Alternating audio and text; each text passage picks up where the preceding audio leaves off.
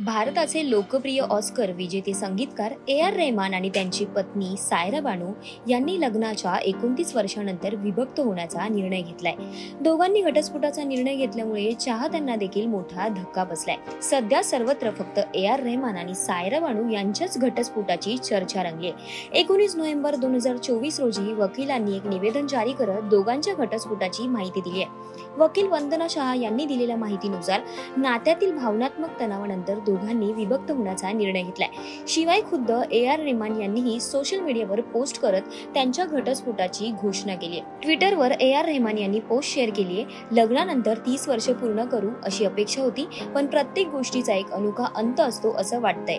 मित्रांनो, आम्ही या नाजूक काळातून जात असताना आमच्या गोपनीयतेचा आदर केल्याबद्दल धन्यवाद. ए.आर. रहमान यांची ही पोस्ट सोशल मीडियावर तुफान व्हायरल होते. ए.आर. रहमान आणि सायरा बानू यांच्या लग्नाबद्दल सांगायचं झाल्यास 29 वर्षापूर्वी दोघांनी लग्न केलं होतं. 1995 मध्ये ए.आर. रहमान आणि सायरा बानू यांचं लग्न झालं होतं.